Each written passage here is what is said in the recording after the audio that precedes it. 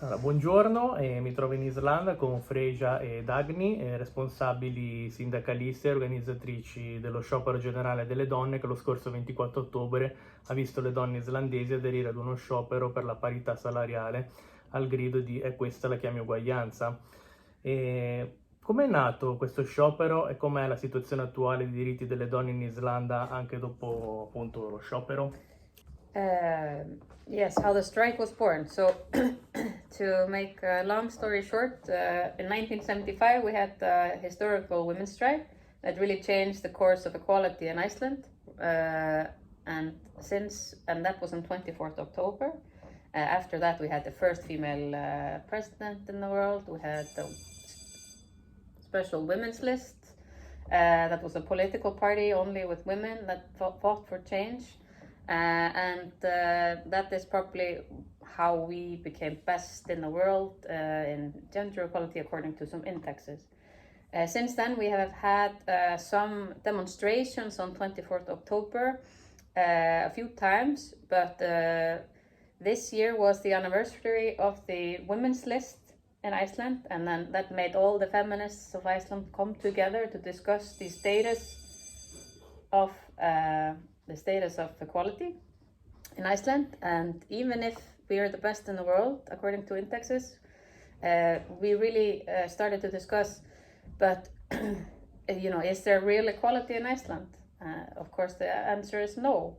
And if we're the best in the world, shouldn't we be striving to end inequality? So we decided that we should strike once more and have it a full day strike this year.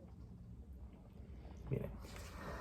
Qui in Islanda anche la vostra prima ministra, anch'essa donna, come la nostra, ha scioperato in piazza, mentre da noi in Italia la nostra premier Meloni e i suoi esponenti hanno alzato l'IVA sugli assorbenti, dichiarano pubblicamente che le giovani ragazze devono essere educate a fare dei figli fin dalla giovane età. Quanto può incidere, secondo voi, la politica nella battaglia sui diritti di genere? Yeah, I mean, I think it's important, like Freyja was referring to, the Women's Party from the 80s, right? Yeah. They were really instrumental in advocating for all these changes, and we're talking also things like daycare and women's access to the labor market, things like that, which are, of course, this is all connected. So yeah, I think we need both. I think Iceland is a good example of gender equality, even though we are definitely not gender equal, both because of activism from the women's movement and from the unions, but also because of political support. And we have had that, and we have that at the moment from the Prime Minister. Of course, we would like to see more emphasis on these issues, both the pay gap and also gender-based violence. Also things like daycare, which we still need to fix to some extent. So I think there needs to be this sort of, these two things need to come together. So politics is really important. Ok. Dunque, l'Italia negli ultimi mesi è stata purtroppo triste protagonista dell'ennesimo episodio di femminicidio con l'uccisione appunto della povera Giulia. Cosa si può fare secondo voi per cambiare una cultura ancora troppo patriarcale che magari non è più così evidente ma è più sottile e subdola? That's a big question. Yeah, I mean, it's all part of the same system. I think if you only focus on one thing at a time, like only a pay within a company or only parental leave or something like that, then you kind of lose the bigger picture. And the bigger picture is the patriarchy, that it's a system where men have more power than women, and that shows everywhere from large scale in politics to intimate relationships, where we see things like femicide, for example. But I do think that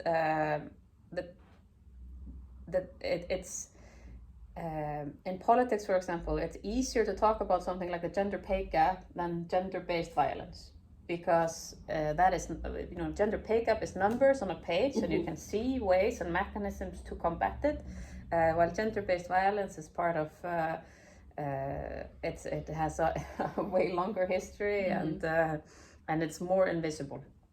And for example, in Iceland, we don't have less gender-based violence here than in other countries. I don't think we have a less percentage of gender-based violence than Italy, for example, even if we're the best in the world. And that's because the indexes, they don't measure gender-based violence, for example. So it is a more difficult thing to eradicate, but there are ways to do it. Maybe you can share some insights on action against gender-based violence that we have taken here in Iceland. Yeah, I mean, we have all these grassroots organizations that work with gender-based violence, both the women's shelter and also a few sort of what's it called, where victims can come and get assistance and sort of rebuild themselves. So also there has been some action within the police. They've been focusing more on this, especially domestic violence, sort of like lowering the barrier so they don't step in after something terrible has happened, but earlier, and also because children, of course, are often witnesses or victims as well. We in the labor movement, we have been working with training all our staff, also working with this rehabilitation center that we co-own with the employers to sort of welcome victims of sexual harassment. But like Freyja was saying, this is like really a deep cultural issue, and there's not just one thing that will fix it. It takes so much work, really, and I think maybe awareness raising and constantly sort of poking at everything. Yeah, the judicial system, the workplaces, the legal system, the culture. But I mean, I think one of the first steps is just to believe women and talk about it, raise awareness that this is happening. Ok. Un'ultima domanda per voi. Nel 1978, grazie alla nostra Emma Bonino, in Italia passò la legge 194 che concedeva liberamente alle donne di poter abortire in maniera legale e in sicurezza. Oggi con le politiche di questo governo attuale anche questo diritto, sacrosanto, sta vacillando. Ed è a rischio, insomma. Che cosa pensate di questo argomento?